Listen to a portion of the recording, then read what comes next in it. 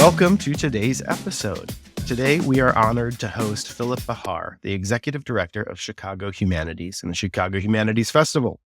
Phillip has carved a remarkable path through the cultural sector, from working with the Walker Art Center to leading one of Chicago's most vibrant platforms for ideas and exploration.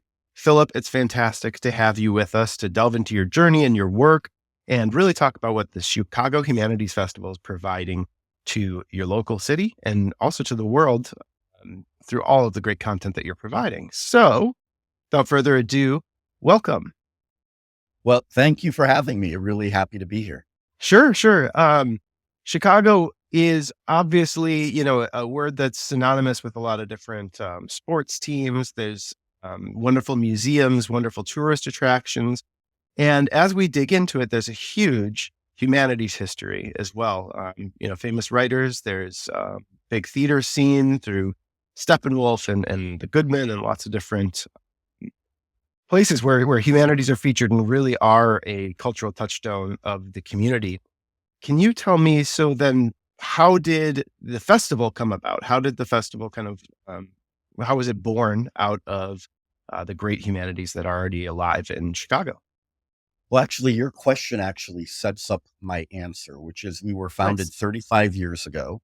This fall will be our 35th fall year. And it was really created to bring together the remarkable resources of Chicago on a single platform for the audience. So as you mentioned, we have great theater, we have great dance, we have great museums, and we have a remarkable array of higher educational institutions, colleges, universities, etc. And the idea of Chicago Humanities, it grew out of what had been the Illinois Humanities Council, which is the association with the NEH nationally, as just a single day project of let's bring a bunch of humanities program to our audiences. And that first year we partnered with Lyric and the Art Institute of Chicago and a few other music organizations. And today we present about 100 programs a year in two different festivals, a spring festival and a fall festival. And we do, pretty much programs 9 months out of the year. That's incredible. And you mentioned that even in the first year, you were at a diverse array of venues. Was that something that you wanted to include in the festival? Was there some motivation to kind of show off these local locations as well as part of the festival? It was very much about how can we get people into new venues that they might not normally visit. So you might be an art lover, but you might not go to theaters. You might be, at a university, but you might not go to another venue. So the idea was that we would circulate around the city and we would partner with a variety of institutions. So we work with about 30, 35 different partners every single year. Some of those are venues, some of those are programmatic partners, some of those are partners who have content that we want to kind of put on our stage. So we have an amazing array of partners here in Chicago. And, there are only so many cities, I think, that an idea like this Humanities Festival might be vibrant, and Chicago is certainly one of those cities. What was some of the early reaction to this? I know were you in on these this early years, or have you been able to take up the mantle? I was not in on the early years. Sure. I've been here a little over 10 years. But those first years went really well, and it grew incredibly quickly in those first 5 years, Mm-hmm. to the point where the budget became as large as its host institution. And we decided it should be two different institutions, one really focusing on public humanities and kind of the festival environment, and the other one focusing more on community-based and National Endowment for Humanities funded projects.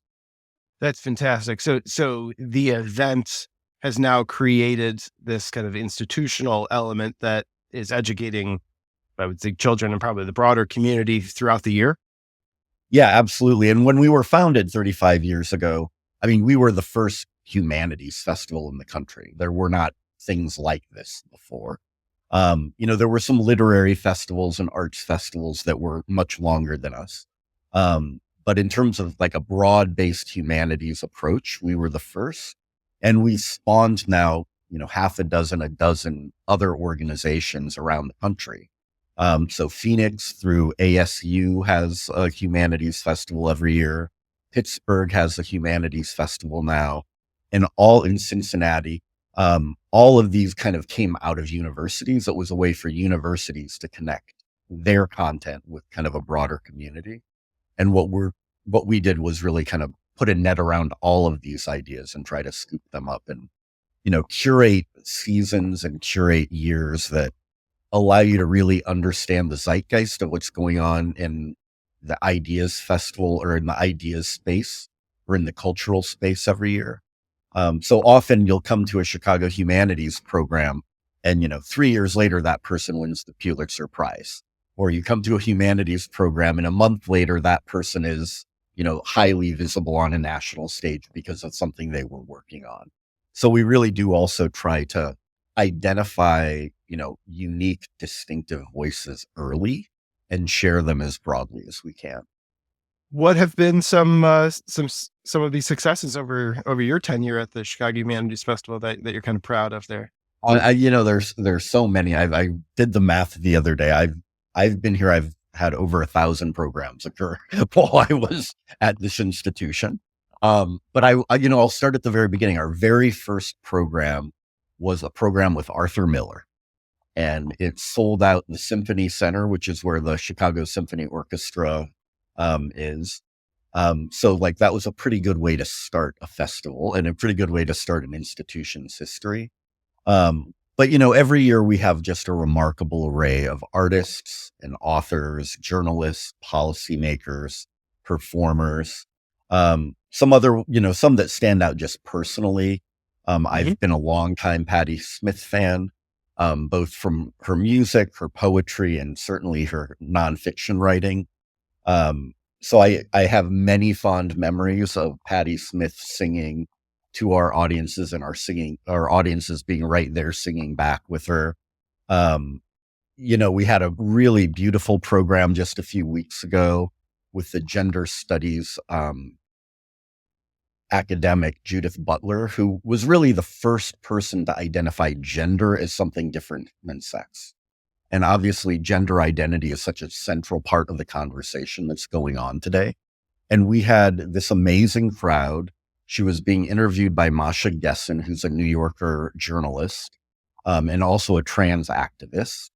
Um, and this audience was filled with children, not children, but teenagers, Mhm. parents, people who are clearly going on their own kind of journeys in terms of their gender. And as we were leaving, a number of us on staff were looking around and like, that you were having an impact on your audiences when you have kind of an iconic person talking about this stuff in a way that's totally accessible to the general public and who is also always a little bit ahead of where the norm is. So they could tell us, what are some of the challenges that we see coming along, whether it's government related, whether it's socially related, et cetera. That and tell me a little bit about the mission as well. And I know that that topic and the idea of kind of promoting diverse voices is important, Yeah. and is in your mission. How do you seek out um, those voices and promote them? And what have been some of these additional successes, including the great program you just had? Well, we're in Chicago, which is effectively, a third kind of African American, Latin and white. I mean, obviously there are a variety of Sure. others mixed in there, but there are three prominent kind of ethnic groups here. And to be in Chicago and to say you're Chicago Humanities and you're doing a festival for the city, we want to make sure that we really are reflecting the broadest part of the city as possible. Um, so, I mean, in terms of who we put on the stage, we really do try to identify um, voices who are relevant today. Because one of the things about the arts and humanities is one, everybody enjoys them and everybody engages with them. Most people don't actually know that they enjoy them and they're engaging with them, right? Like a lot of people love theater, they love music, they love going to their church or synagogue or mosque and singing with a choir or things like that. Um, so there's humanities in their day every day.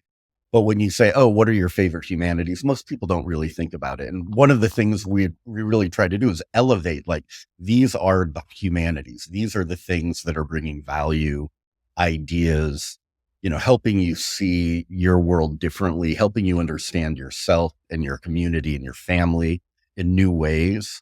The real power of the humanities is that it gives you a glimpse into the lives of other people also, so you can understand, you can become more empathetic, you can be more sympathetic.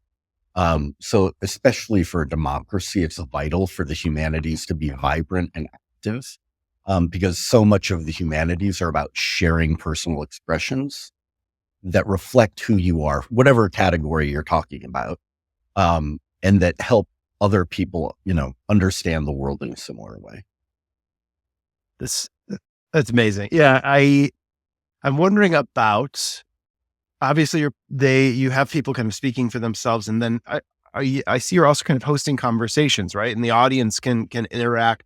How do you structure those conversations so that um, new organic content is coming out from this, and these conversations are really reflecting the voices of the communities? Yeah. Part of it is, one, who are we putting on this? Like, if you're thinking like building a festival, which we were talking about a little bit in the green room, as you're building a festival, it's, who are the people or the ideas that you want to focus on? Where can or should you place those within your community based on the size of the venue, a location of a venue, the history of a neighborhood? We do a lot of programming in neighborhoods around Chicago. And then it's, who do you put that person in conversation with? Because that will allow, that can create a kind of friction that allows new elements of the individual's thoughts to be revealed during a conversation.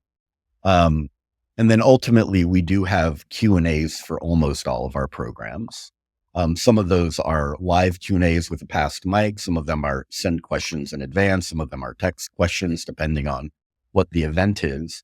And what's really beautiful about our Chicago Humanities audience is some of the very best questions come up from our audiences, because they're hyper, they're voracious consumers of content. They care about whatever category of the humanities that they're exploring that day. So they bring a wealth of knowledge into the room with them that then can have a presence with the rest of that community. Um, the other thing we really try to do frequently, especially with our members, is create social moments in between programs, before or after programs, so that you can have this really meaningful conversation, heady, and then you can go into another space and be more casual and kind of absorb, reflect on, and share what your insights were from that discussion with other people that maybe you know or you don't know. We just had a full day of programming this last Saturday, and we had a member kind of luncheon in the middle. And at the end of that luncheon, there were multiple tables where the people had never met each other before, but they were having deep, long conversations inspired by what they had just experienced. So it's a beautiful community builder. And that's really, I think, what the arts and humanities at their heart are about, is building community and building understanding. But it requires, and something I think we don't um, do enough is it requires creating a space for that, and that's what the festival is doing. So kudos to you and the team. And speaking of the team and the work that they do in building the festival, as you said, can you tell me a little bit about planning? And yeah, I know you mentioned, trying to stay on the cutting edge. So I imagine there are people kind of always looking for content, always trying to make those connections, always, bugging last year's guest for this year's content. Maybe lean into this year's spring festival. How did the programming come about? When did you start working on it this year? We start working on programming usually about a year out. Um, but it's also a fast moving space, and we've got two festivals. So while we're doing one festival, we're planning the next festival. So there's kind of a lot of ideas that get mixed together along the way. But it's about a year long process, year to 6 months. And, we start looking around to see, who are some of the big, the novelists who are coming out with new work, who are the people who are coming out with new nonfiction work. So that's one place that we start. We also have really deep relationships with a variety of universities in the area, especially Northwestern, University of Chicago, University of Illinois, Chicago, and Illinois Tech, where we'll have a day of programming on these campuses throughout the course of the year. So we also go to them and say, what are some of the, interesting things that are happening in your university, in the broader field? What kind of research is happening right now that is relevant to our audiences? So we bring in new voices that way. We'll occasionally have outside guest curators come in. So we have an artist in residence who's going to be coming in this coming fall, who will help us program a full day of kind of arts related activities down in Pilsen, actually. So there's so many different places that we get ideas from. We also have a really active board. We have a really well-read, well-informed team here. So people just continually throw ideas into the hat for the programmers to be thinking about. And one thing that's really special, I mean, it's like this at many cultural institutions, but it really stands out here, is we're all here because No, I did hear it. Yeah, no problem. It's hey, we're talking about a city in the city going on behind you. I exactly. don't think it's that. Yeah, but we can. Yeah, I'll make a note. No problem. Can you still hear it? I can't. I got the Okay. echo cancellation on, so I think we're good. Um, so one of the really great things about having a board and staff who are super engaged themselves, is all of these ideas get bounced around. And as I was saying, we're all here because we're a geek about something. I was a geek about the visual arts and performing arts. We have other people who are performers and they're a geek about theater. We have a lot of poets on staff, so they're a geek about writing. So we're all geeks about some aspect of the arts and humanities. So all of those ideas come together in this kind of boiling um, cauldron of ideas. And that's where we kind of pick stuff from. Excellent. Um, so your geekdom brought you to Chicago Humanities a little bit. Can you tell me about your personal journey and how that took you to running an event and a festival, an organization that includes such a Yeah, big part of sure, that's a sure. festival? Um, when I was a kid, I grew up in the Midwest in a mid-sized city, Omaha, Nebraska. There weren't a lot of arts activities for me to engage with, but there was a solid museum and there was a nice gallery kind of residency space. So I began getting introduced there, but early on, um, I got introduced to Salvador Dali, surrealism, and it took me down a rabbit hole of books and learning and reading myself. Um, and pretty much by the time I was in middle school, I knew I wanted to be engaged somehow in the arts and humanities. And I went off to college and I have an art history degree and psychology degree. While I was there, I continued to do kind of internships or, semester long projects in this space. Left and I worked in some art galleries out in Seattle for a few years. And then I decided I really want to elevate and kind of figure out fully how I want to engage with this work. And I went back and I got a master's in arts management. And that was really what I would consider kind of my official start to my career. And I worked with a number of performing arts organizations and then a few different large contemporary art museums that you had mentioned, the Walker. I also worked at the Museum of Contemporary Art here in Chicago. So I've always been surrounded and I've always wanted to be surrounded by this kind of work. Partially, I think, driven by the fact that it inspired me and it helped me understand myself so much better. But I also knew that I was not an artist myself. So how could I build a life that allowed me to be surrounded by those things that inspire me and inform me, and help those people who are doing that do it better? I imagine too. There's a diverse staff supporting you, and how have they contributed, or how do they continue to kind of surprise you with the content that they're bringing in and bringing diverse perspectives? Um, Look, I think every year there are programs. Absolutely, every year there are events that I hear who it is, and I'm like, I have no idea who that is. And then I start reading them and they're like, oh, this sounds interesting. And then you start diving in deeper and you're like, wow, this is one of my favorite new people.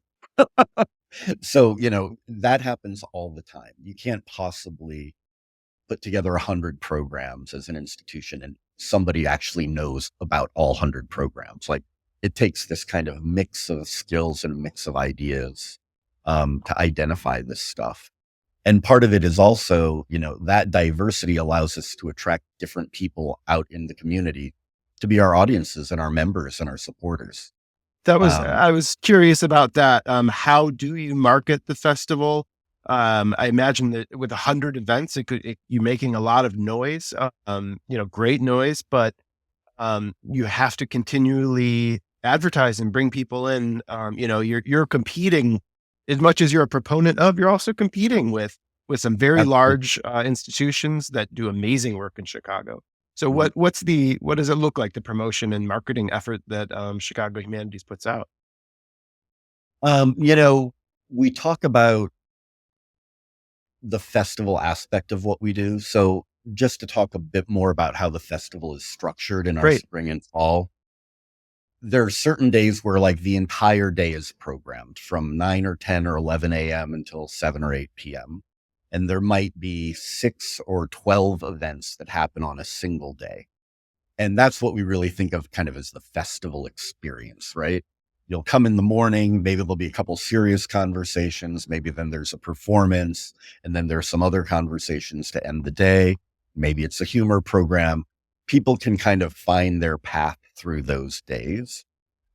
So each of those days has a very distinct character. We just recently had a day at the Chicago History Museum that was almost exclusively focused on American history and politics, past and present, and Black creativity through the performing arts, through dance, through literature. So, there were these kind of two paths that were together. You don't have to go on one or the other. Some people bounce across both, but we try to kind of create a way for you, if you really want to dive deep, that you could go to two programs in a row and they're additive to each other or they complement each other in a meaningful way. So that's kind of how we set up our hubs throughout a festival. And we'll have 4 or 5 of those. And many of those kind of bounce around different neighborhoods. Um, so upcoming, we're going to be in Bridgeport, which is kind of the southwest part of the city down by White Sox Stadium. Um, and that was an area where literally the idea of community organizing originated in this neighborhood. So we have Bakari Sellers, who's a former House representative, coming in and talking about politics. We have a history of activism in Chicago. That'll be a whole program. And then we have programs on prison reform and the impact of incarceration on people's lives. So again, we found a location. We had some key ideas we wanted to explore. And then how can we piece them together so that collectively they're more powerful than each individual event? And I don't know that I actually answered your question. I got distracted with the hub day thing. Um, but No, that's that's how we fabulous. think. And it's, yeah, creating that space and then taking the message to the space, or building it organically from and being inspired by the city really makes this authentically Chicago. There are Chicago voices that are rising from this and able to gain prominence in a platform from it, which in today's day and age may be a little bit more difficult for the humanities. There's a lot of um, the humanities may be something, although I'd be interested in your definition of digital humanities, or, social media and the humanities. But I would guess in some of these long form writers and this serious thought that, needs a lot of explanation and depth to it, that they need platforms and they need new platforms. It's a really nice thing that you record and put out a lot of this content for free for, on YouTube and on your channels, so that people can access it, because it's such important content, and a lot of it is conversation. So it isn't something that someone's polishing up and posting and it's perfect. It really is real people's voices, and real inspired conversations.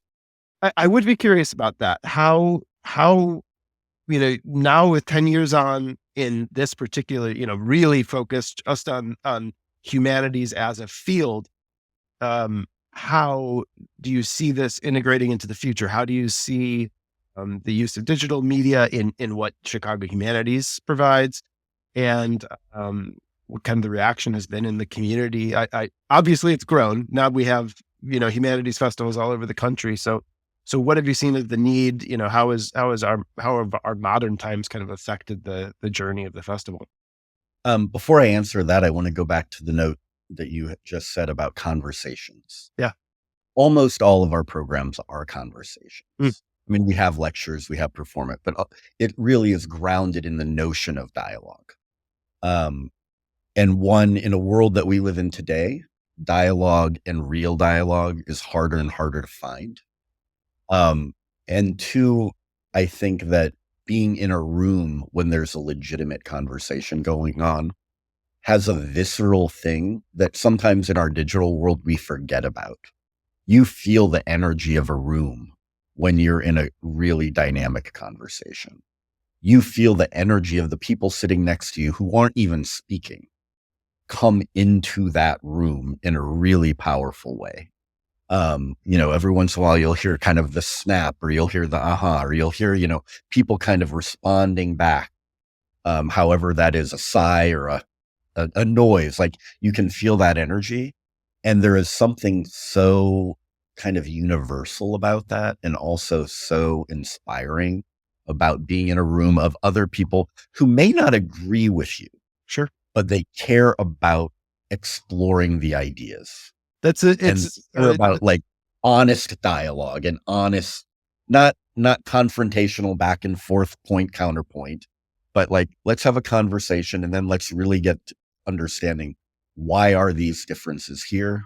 What does it mean that we have these differences of opinion about whatever it might be? And I'm not trying to make this about politics. I'm not referring to politics actually, but it certainly applies to politics in our contemporary moment. I had a conversation on a previous episode talking about chamber music and the idea of musical expression in a small space, Mhm. and composers' freedom in that, and the musicians' um, love of playing for themselves in that moment, or being able to express. Not they're still playing a written piece, and the idea of a great writer, author, speaker playing their instrument, which in a conversation is light, Yeah. is improvisation. So they're playing their intelligence and their voice as an instrument, and you're giving them the space for that is a really beautiful notion, I think, and something that people aren't going to get unless they get in that room, and especially that spark. You can imagine the hairs on the back of your neck, or, your arms standing up, being literally enlightened kind of in the moment. Yeah. Yeah. Um, so, I mean, we are very much committed to continuing active in-person experiences to create those opportunities, to create opportunities for people to come together collectively in space around Chicago. Because Chicago really is a city of neighborhoods. It's kind of a stereotype of what Chicago is. And once you're in your neighborhood, you can kind of comfortably be there and not go anywhere else. Not because you don't want to, but just because it's easy. You've got everything you need there, right? Um, and what I think people really appreciate about when we have a festival that moves around the town is it takes them to neighborhoods that maybe they have never been to. It takes them to neighborhoods that maybe they haven't been to in a long time. And in addition to that, some of the programming will directly be relevant to that place. So not only are you having kind of this visceral, I'm going back to a place I've seen before, but you're learning about it in a new way. Something we've done a number of times, and there's this great historian actually who really started out during COVID on TikTok, a TikTok historian, Dilla Thomas. And he has a tour that he does around different neighborhoods of the city, where you get on the bus and you drive around and you stop and you get out and you look at a sculpture, and he tells you the story of this entire community through 4 or 5 locations. Might be a sculpture, might be a building, might be a street, whatever it is. And those are the things where, you're giving people history about their own city. that they probably don't know, or history about a neighborhood that they vaguely know, but they don't really know why it evolved that way. So those are just some of the other kind of in-person type things that we love. That said, like you said, we have a very robust YouTube channel, Chicago Humanities YouTube channel. We have over 1,000 programs up over there. And thousands and tens of thousands and sometimes hundreds of thousands of people are seeing programs that might have been for 200 or 1,000 people in person, but it's extending the voice of that individual. And it's extending it, frankly, well beyond Chicago, because once you're on the internet, you're everywhere. So it's nice to know that the work that you're doing has this kind of long tail impact that continues to move out. At one point, and I don't think it's true anymore, but one of our top 10 programs was on the history of Neanderthals. Now, why that ended up being one of our most highly attended programs, I don't quite know, but it clearly hit a nerve or got circulated amongst people in a certain way. And that was an academic who was doing serious research, and it spread his word really broadly.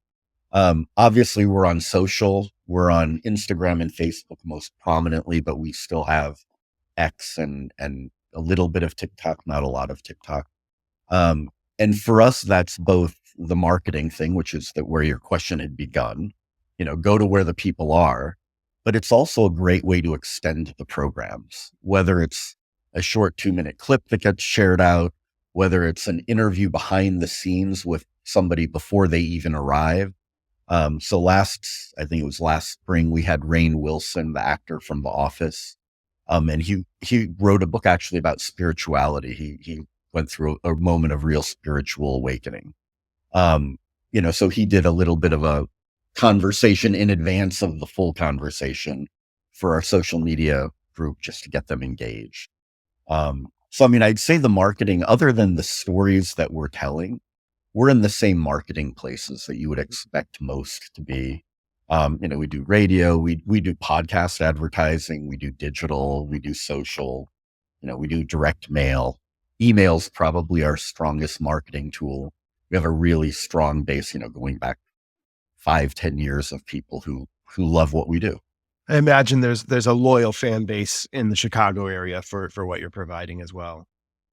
Yeah. And what the other thing that's really beautiful about Chicago Humanities is, our members and our regular visitors, they wait for us to tell them what's coming next, right? They know it's coming in the spring. They know it's coming in the fall. But every year, half of our audience, they've never been to one of our events, but they love the pianist Brad Maldau, or they love the journalist, Frank Bruni, or they wanted to hear Stacey Abrams speak. And they heard about it through those other channels that are in their world, that I like Stacey Abrams and I want to hear what she has to say in person. And then they become part of our community, at least for that night. And hopefully then we convince them to keep coming back. Excellent. Well, I want to thank you for talking with me today. I think the conversation will be really interesting, and I hope it provokes people to check out first the digital content and then think about coming, because what you're describing is really an experience, not to deride, a music festival where a band will play their hits, but these are organic conversations, inspired, brand new kind of thoughts coming out, and to be in the room with that really does sound pretty magic. Can you just give a quick, I know you're in planning, you're in that 6-month window now for fall 2024, and finishing up a little bit of the spring season too. Can you just give us a little, a high level view of what you got going on over the spring and summer and into the fall? Sure. I think by the time this airs, I think we'll probably still have 15 or 20 events to go in our Nice. season. And the biggest one will be on May 18th. We're going to be at Illinois Tech on the South Side in Bronzeville in Chicago. And we have a full day of programming really looking at politics and the visual arts and performing arts. So on the political side, we have people like George Stephanopoulos. We have the former White House spokesperson, Jen Psaki. We have the academic Ruha Benjamin. And then we also have just remarkable performers. Marina Abramovich, the iconic performance artist, a local artist who's well more than local now, Hebrew Brantley, who kind of started as a graffiti artist and has exploded into a multidisciplinary producer. The wonderful urban designer, Walter Hood, who deals with landscape building and really thinks about like, what does our lived space do to us? How can we make sure that when we build spaces, they're welcoming, they're engaging, and not, they don't alienate you from each other, which is frankly, a lot of the history of American building is like, hey, let's create a subsection and you're going to be out in the suburbs and no one will see you. Miranda July, the great filmmaker and novelist, will be joining us. And then back on the political side, we have Doris Kearns Goodwin, the Pulitzer Prize winning historian, talking about 1960s activism and what it might tell us about what's going on today and what we can learn from it today. And, frankly, especially this week that you and I are talking, there have been an incredible number of, activities on university campuses and in the streets, and certainly go back 4 years during the Black Lives Matter when that first began. And, so she's got this historic perspective on it that will help us better understand, how do we make sure that we're effective when we're doing it? And then when does it not work? Incredible. And so much more, so much more. See, you are the zeitgeist is hot off the presses, straight from the cut from you guys, out into the rest of the world. And I think you're an important part of the conversation. You can just see the impact on the Chicago kind of intellectual society and the arts that you're having. And the idea that it's this mix of programming that you can go see a conversation between kind of two political giants and then see a piece that is a very personal, artistic expression through dance or through music. I can just imagine the day, that diverse day, including the conversations you're having between the pieces, over coffee, through meals, through the organized conversations that you're having, is a truly unique experience. It's one that's authentically Chicago. It's one that kind of makes the American kind of intellectual conversation better. You're one of those institutions, and I think you're a big part of that in creating that environment for that to happen. So kudos to you and your team. Amazing work you're doing. I will be in Chicago in the fall now because I'm just so interested. And it's a new world to me a little bit. I'm a New Yorker reader, an NPR listener. I think I'm kind of savvy here, but the idea you're our sweet spot right there. Excellent. But the idea of seeing this live is I just never even knew where to access it, kind of. So I'm really happy to help promote what you're doing. And I mean, the thing, you can't access it at a single institution in many other places. Sure. Well, most institutions are single focused institutions, and we are an omnivorous institution that way. And even to that point, it doesn't feel like you have, there's less agenda. You really want the conversation to happen. You can go see a speaker speak, but they're promoting a book or they're, this or that. Yeah. Well, and I mean, going back to something earlier about like the diversity of the programming and the different viewpoints, et cetera, I sometimes say to the programmers or other people I'm speaking to that if I don't dislike at least one program every year, we're not doing our job. Like there should be things that either I'm not interested in just because that's not my space. That's not something I'm interested in personally, or that actually shake me to the core of your belief system has to evolve, right? Like these are the things that have a real impact on us. And as a staff, we actually just went through an exercise today, talking about how the arts and humanities first entered our lives, and then talking about moments when we saw it have an impact on other people. And, one of the things about the arts and humanities is you make dramatic changes in people, but you don't know about them. You don't see them fully, and it comes through in the anecdotes. So, I mean, I'll give you an example. A few years ago, we had this fantastic, academic, Matthew Desmond from Princeton. I think he was at Harvard at that time.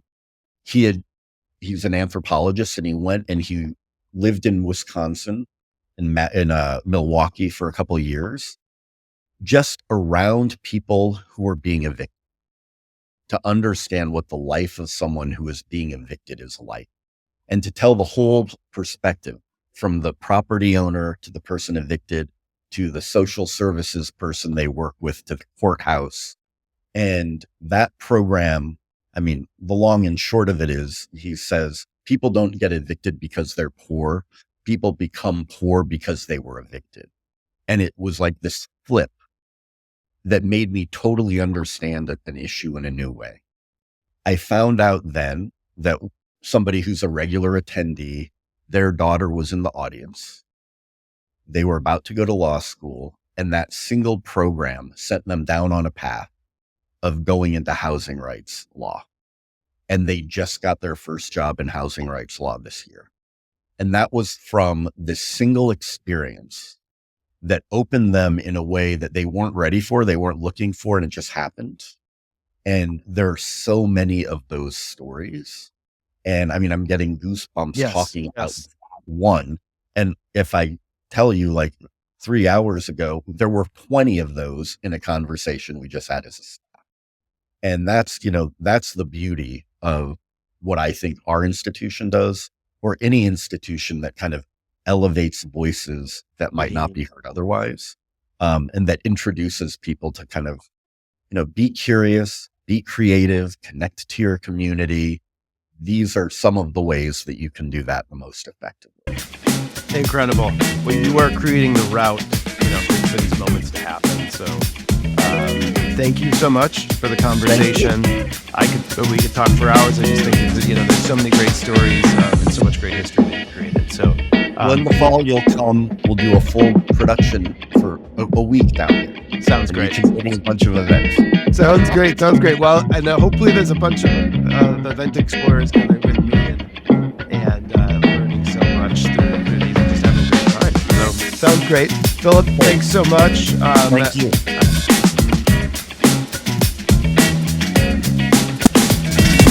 All right, thanks again to Phillip and the team at Chicago Humanities for getting together for this great conversation. It's staggering to think of the impact their work has had. The field of humanities is better for it, and so are our lives, to be enriched with these incredible, intelligent dialogues that they're creating. So I highly recommend checking out the Chicago Humanities YouTube page as well. They have talks from all these great minds and newsmakers. There's definitely something for everyone there. And thank you to listening to this episode. Please be sure to subscribe to the show and feel free to share with anyone you think will enjoy it. The more you share, the farther we can explore. We have some great guests coming up. From nationally renowned summer celebrations, leaders from major festival production companies, music festival founders, and much, much more. So, until next time, thanks for joining us and happy exploring.